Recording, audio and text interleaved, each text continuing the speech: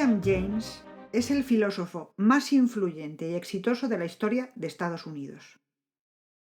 Fue él quien popularizó los principios básicos del pragmatismo, la corriente filosófica que es la máxima y más original aportación de ese país a la filosofía.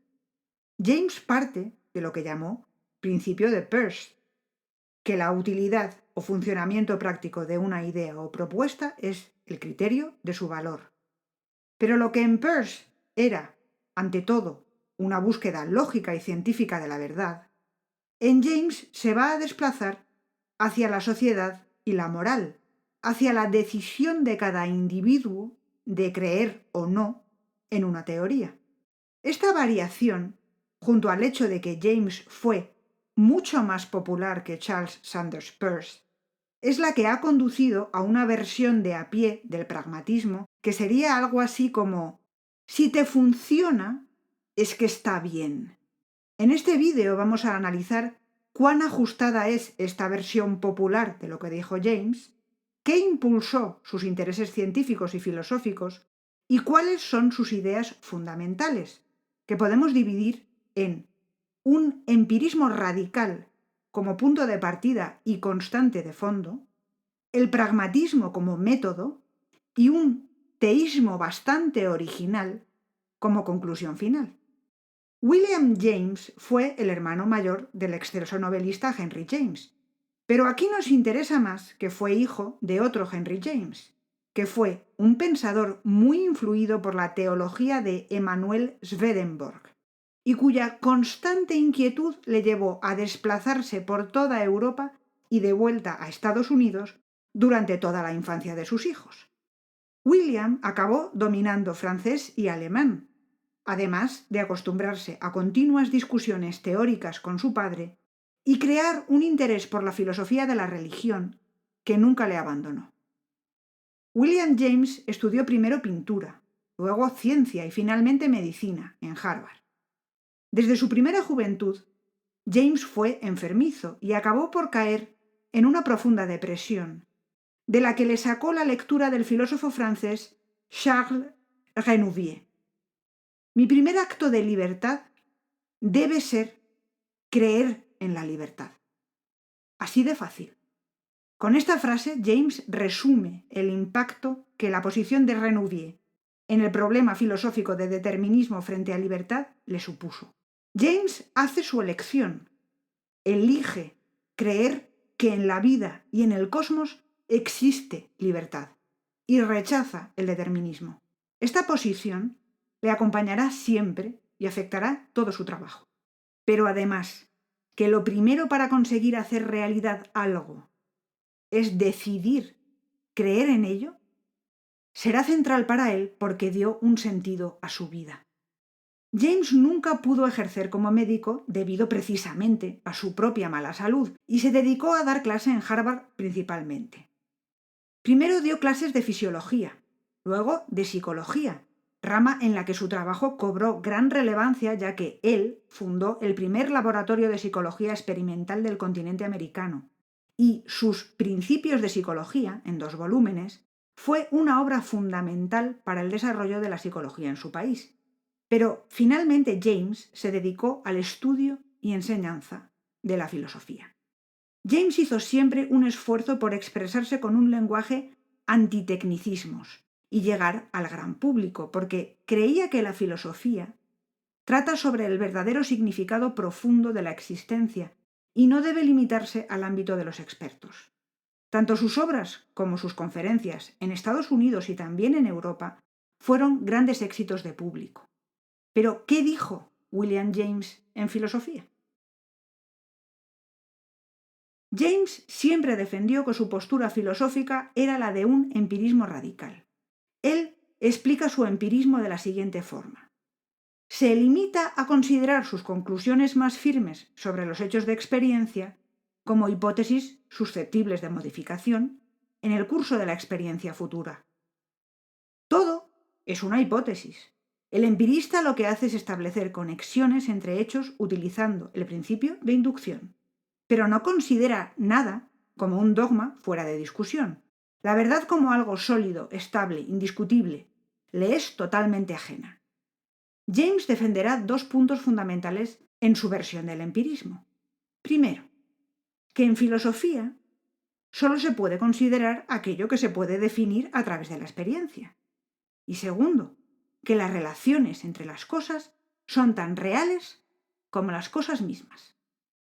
El primer postulado es, en principio, perfectamente compatible con cualquier otra versión del empirismo y le permite, de hecho, adscribirse al grupo. Lo más curioso viene del segundo punto, porque resulta que le aleja de Hume. James cree que todo parte de experiencias puras, que son el flujo de la vida en sí, tal y como lo percibimos primariamente. La experiencia pura no puede determinarse como física o psíquica. El flujo de la sensación permitirá alcanzar una experiencia desarrollada que pueda articularse y constituir una reflexión. Lo llamativo es que la experiencia, el flujo de la sensación, ya contiene, según James, la relación causal. Toda sensación tiene carácter teleológico, cree.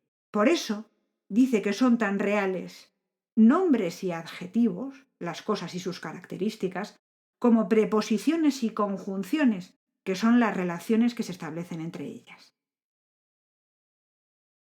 El pragmatismo en James es solo un método. En su caso, va a ser el método con el que intente demostrar que su enfoque de empirismo radical es el correcto. Pero se trata de dos cosas distintas y, en principio, independientes. El pragmatismo es el método que permite zanjar la discusión sobre si la teoría A es mejor, igual o peor que la teoría B en cualquier campo. Se trata de mirar las consecuencias, los efectos o la utilidad de una frente a otra, y comparar así sobre algo concreto y objetivo para preferir una sobre otra. En el caso de que resulte que examinando las consecuencias no se puede observar diferencia alguna entre dos teorías, James no solo propone que se deje de discutir sobre cuál es mejor, sino que afirma que si dos ideas o teorías que aparentemente son distintas resultan idénticas al examinar sus consecuencias, lo que pasa es que en realidad son una y la misma. La base de esto es el pensamiento de Charles Sanders Peirce, que en realidad no conocía casi nadie hasta que James no empezó a citarlo. Peirce adopta este tipo de método para converger hacia la verdad.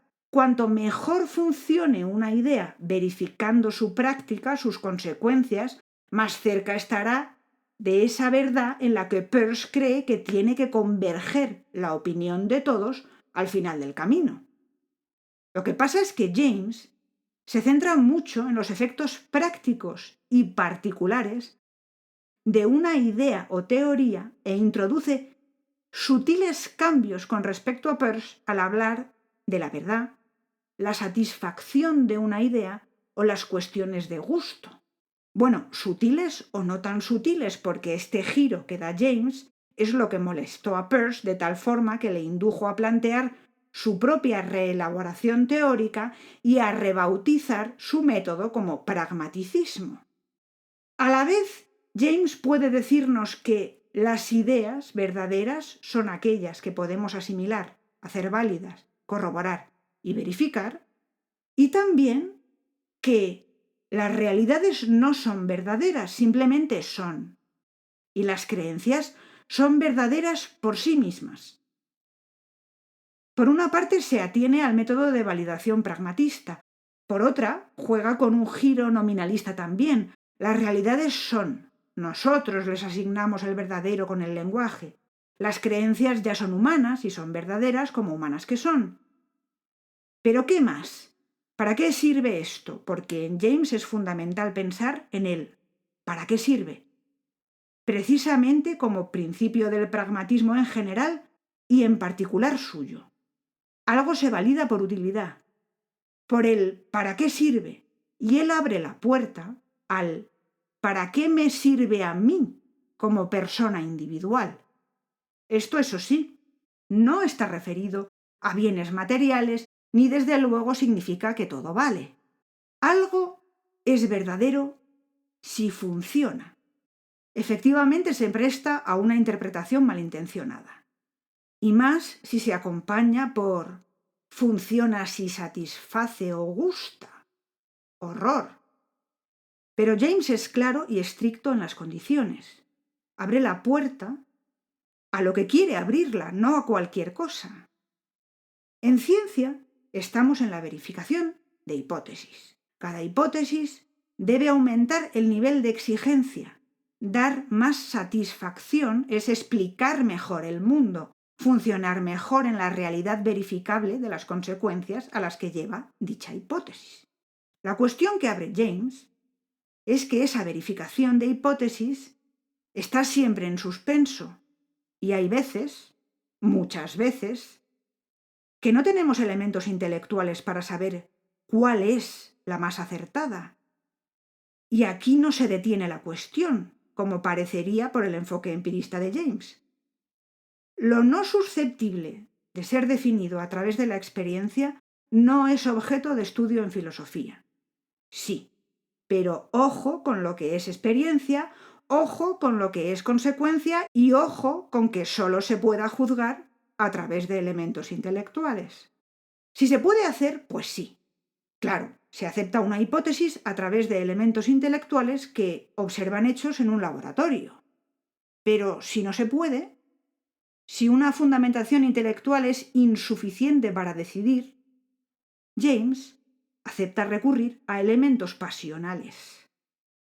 Para esto, el propio James afirma que todo lo demás debe ser imposible de distinguir y, sin embargo, la elección de una u otra hipótesis, en este caso creencia, debe ser fundamental para la persona.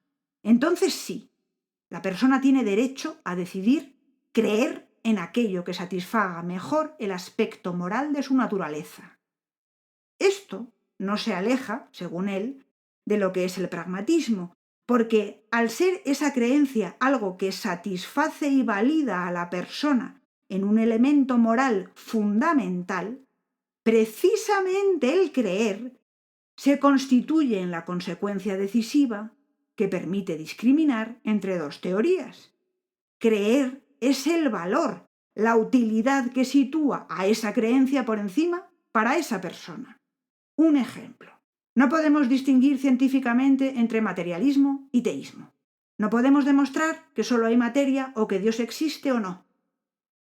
Si examinamos ambas posiciones así, tendremos que concluir que son indistinguibles. Inútil discutir.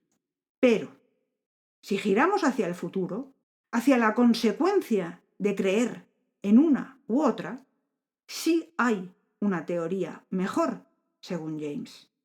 El materialismo, hacia el futuro, significa que lo que existe no significa nada.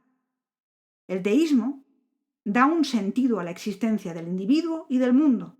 Por lo tanto, el individuo, en concreto él, tiene derecho a escogerlo, igual que tiene derecho a escoger que existe libertad y no determinismo. Es evidente que James aplicó el pragmatismo, en su versión, para dar respuesta a sus propios intereses y problemas más íntimos. Eligió la libertad, eligió el teísmo, eligió el respeto a las creencias ajenas, así como eligió el pragmatismo. Pero ¿no está socavando su voluntad empirista? ¿En qué consiste el teísmo de James? James siempre manifestó su sorpresa ante el hecho de que históricamente se asociase al empirismo con la irreligiosidad, algo que de corregirse abriría nuevas vías a la filosofía, pensaba. Su unión de empirismo y teísmo la basa en que acepta la experiencia personal interna como experiencia totalmente real y que puede ser base de una teoría discutible en filosofía. Yo mismo creo que la prueba de Dios descansa, en primer lugar, en las experiencias personales internas.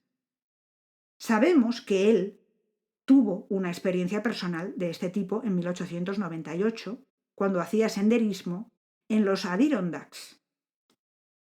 Entré en un estado de alerta espiritual de la característica más vital posible, y parecía como si los dioses de todas las naturalezas mitologías estuvieran celebrando una reunión indescriptible en mi pecho con los dioses morales de la vida interior. escribió a su esposa. Intentando guiarse por sus experiencias y los datos de su propio laboratorio de psicología, James sí cree que hay algún tipo de vida sobrehumana. Sin embargo, estas experiencias solo le llevan a creer que existe una conciencia sobrehumana limitada y no omniinclusiva. Esto a la vez es muy sorprendente y encaja a la perfección con el resto de su pensamiento.